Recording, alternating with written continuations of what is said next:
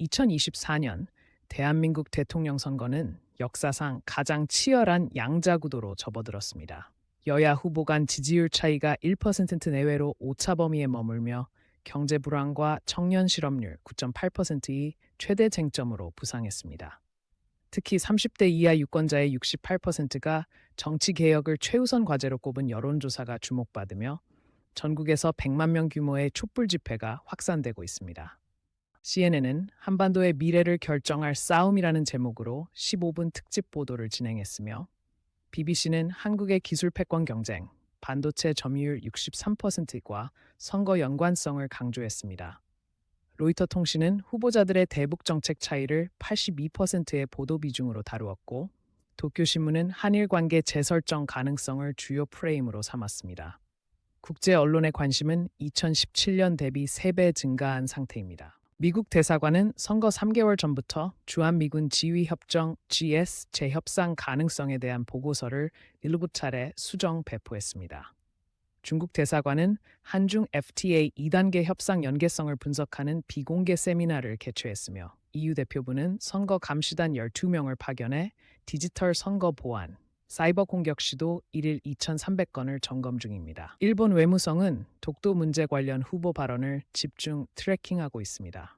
유엔 민주주의 기금 한국 선거에 230만 달러의 기술 지원을 승인했습니다. 이는 유권자 등록 시스템 업그레이드와 AI 기반 가짜 뉴스 탐지, 현재 정확도 89%를 위한 것입니다.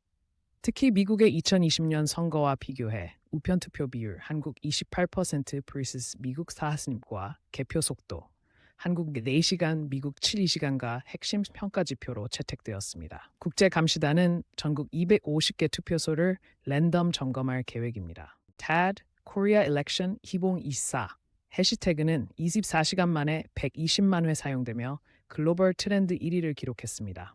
틱톡에서 한국 선거 설명 동영상 조회수는 4,700만 건을 돌파했고 레딧의 RE 월드 뉴스에는 후보자 TV 토론 영상이 18개 언어로 자막 생성되었습니다. 주목할 점은 한국계 디아스포라 2, 3세들이 제작한 선거 콘텐츠가 전체 공유량의 41%를 차지하며 새로운 영향력 집단으로 부상했습니다. 일본 외무성은 한일 위안부 합의 재검토 발언이 나온 경우 대비 3단계 경제 제재 시나리오를 준비 중입니다.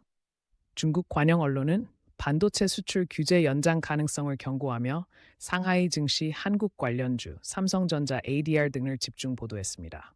대만 정부는 한미일 군사 협력 강화 시 대만 해협 위험도가 67% 증가할 거라는 분석 보고서를 배포했습니다. 선거 여론조사가 발표될 때마다 원 달러 환율이 평균 0.8% 변동폭을 보였고 코스피 반도체 지수는 최대 3.2% 급등락을 기록했습니다.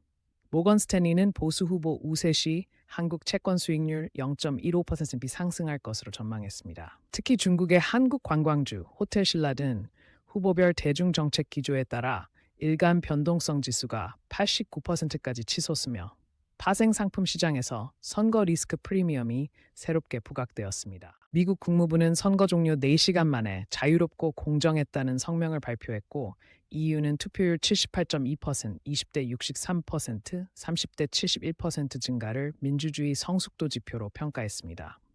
유엔 사무총장은 AI 혐오 발언 필터링 시스템, 적발률 92%를 선거 모범 사례로 지정했습니다.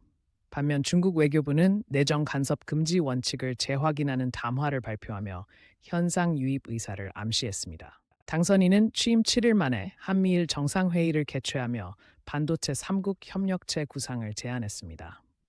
EU는 한국의 인공지능 윤리 가이드라인을 디지털 거버넌스 모델로 채택하기로 했고 동시에 중국은 한국 신정부와의 고위급 경제협력회의 일정을 공식화했습니다. 주목할 점은 중동 6개국이 한국형 원전 수주 총 420억 달러 규모와 선거 공약 이행률을 연계해 모니터링하고 있다는 것입니다. 이번 선거는 글로벌 팬데믹 이후 첫 완전 대면 선거로 디지털 유권자 74%과 블록체인 개표 시스템, 오류율 0.0001%이 국제 표준 모델로 주목받았습니다.